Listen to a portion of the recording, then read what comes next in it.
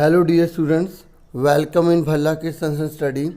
आज हम worksheet number 19 करेंगे और ये हिंदी विषय की क्लास 6 की रहेगी और 10 सितंबर से रिलेटेड रहेगी। जैसा कि आप जानते हैं कि हमने जो लास्ट वर्कशीट करी थी वो बचपन से रिलेटेड थी, जो आपकी हिंदी की किताब में जो सेकंड चैप्टर है, ठीक है, उसी को आज हम और आगे कंटिन्यू करेंगे और जानेंगे इस चैप्टर के बारे में।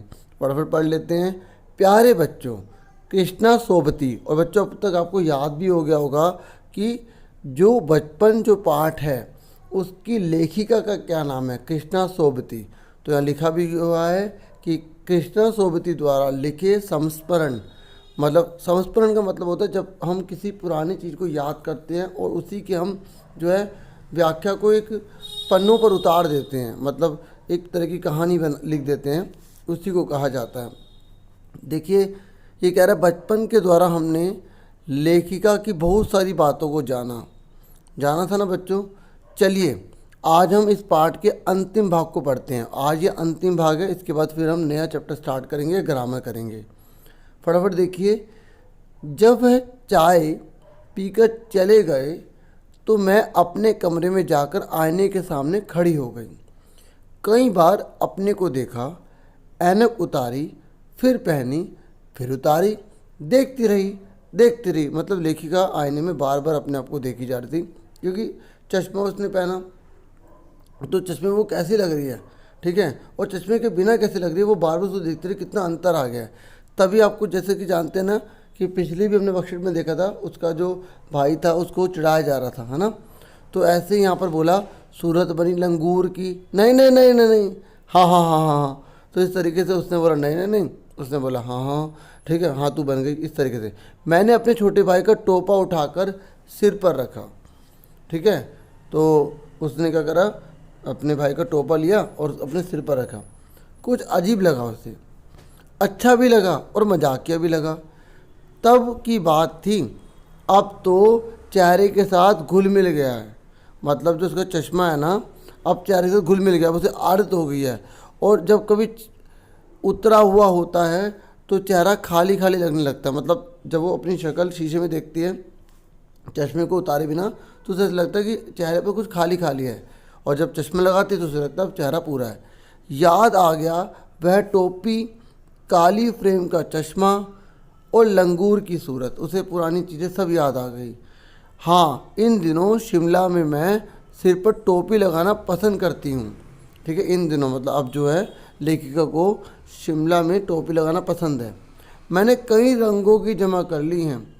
कहाँ दुपट्टों का ओढ़ना, मतलब वो दुपट्टों को ओढ़ती है, और कहाँ सहज सहल सुभीते वाली हिमाचली टोपियाँ। मतलब इसका यह है कि आसानी से मिलने वाली, बिल्कुल किफ़ायती और टिकाऊ, मतलब लंबे समय तक चलने वाली ये कितनी बढ़िया होती थी। और कहाँ दुपट्टे का ओढ़ना, तो मतलब उसने कंपेयर किया और उसने जो है टोपियों को ज़्यादा वैल्यू दी है।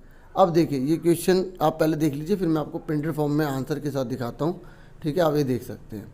तो ये टोटल आपके 5 क्वेश्चन है, 1 बाय 1 आप अच्छे से करेंगे। फटाफट देखिए आप। देखिए अब हम फटाफट पहला क्वेश्चन करते हैं। तो पहले प्रश्न में पूछा गया, लेखिका आईने के सामने खड़ी होकर क्या कर रही थी। अब आप इसका आंसर देखिए, मतलब आईने के सामने जब खड़ी थी ना, वो क्या कर रही थी। तो डियर स्टूडेंट्स, आप आंसर लिखेंगे लेखिका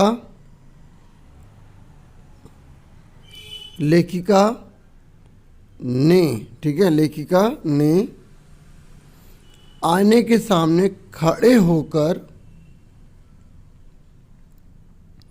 अपने आप को कई बार देखा, बार बार देखती रही, फिर ऐनक उतारी, फिर पहनी, फिर उतारी, और लेखिका देखती रही, ठीक है।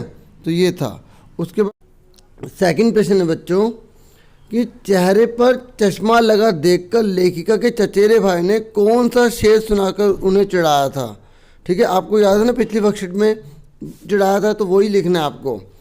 तो आंसर में आप लिखेंगे, चेहरे पर चश्मा लगा देखकर लेखिका के चचेरे भाई ने कहा कि आँख पर चश्मा लगाया ताकि सूझे दूर की, यह नहीं लड़की को मालूम सूरत बनी लंगूर की, ठीक है। तो ये आप आराम से नोट कर लीजिएगा। अब आ जाते हैं थर्ड क्वेश्चन पर। थर्ड क्वेश्चन में पूछा गया है, चश्मे के साथ साथ लेखिका को और क्या पसंद आने लगा? चश्मे के साथ साथ लेखिका को छोटे भाई का टोपा पसंद आया। ठीक है, या आप यहाँ पर ये भी लिख सकते हैं आने लगा, और ये भी ठीक है। ठीक है, सैल सुभीते वाली हिमाचली टोपियों का क्या अर्थ है, या टोपियों का क्या अर्थ है?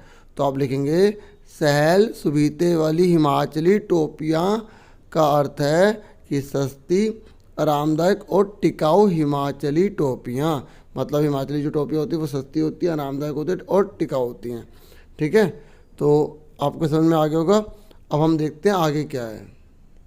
उसके बाद नेक्स्ट क्वेश्चन है, आपको लेखिका के बचपन की कौन सी बात सबसे अधिक अच्छी लगी? अपने शब्दों में आपको लिखना है। अब आप इसका आंसर देखिए। तो आप ये भी लिख सकते हैं, अगर आपको और कुछ लिखना है तो आप कुछ और भी लिख सकते हैं। मैं पढ़ देता हूँ। मुझे लेखिका के बचपन की सबसे अच्छी बात यह लगी कि वह अपना काम स्वयं करती थी, है ना। आपने देखा था ना वो किस तरीके से मोजे अपनी धोती थी, अपने जूते पॉलिश करती थी, और वह दूसरों पर निर्भर नहीं रहती थी, और चीज़ों को बड़ा मज़ा ले लेकर खाती थी, जैसे चॉकलेट। याद है ना आपको? तो मुझे ये तो सबसे अच्छा लगा बच्चों। और अगर आपको अच्छा लगा है तो आप ये लिख सकते हैं। ठीक है, और कुछ और अच्छा लगा तो आप कुछ और भी लिख सकते हैं। तो आज की वर्कशीट पूरी कंप्लीट हो गई। 5 क्वेश्चन मैंने आपको करवा दिए, और इस वीक की भी सारी वर्कशीट मैंने आपको करवा दी। अगर आप चैनल पर न्यू हैं तो प्लीज़ सब्सक्राइब आप कर सकते हैं। ठीक है, मैं ऐसी ही वीडियोस आपके लिए बनाता रहूँगा प्रिंटेड फॉर्म में। ठीक है, और ये अनदर चैनल है, ये 9th क्लास को डेडिकेटेड है। ठीक है, और जो स्कूल के रिगार्डिंग जितनी भी इंफॉर्मेशन होती है वो इस चैनल पर प्रोवाइड की जाती है। ठीक है, तो आज के लिए इतना बहुत है। फिर मिलेंगे आपसे नेक्स्ट वीडियो में। अपना पूरा ध्यान रखना। Thank you for watching and listening carefully. Take care your self dear students.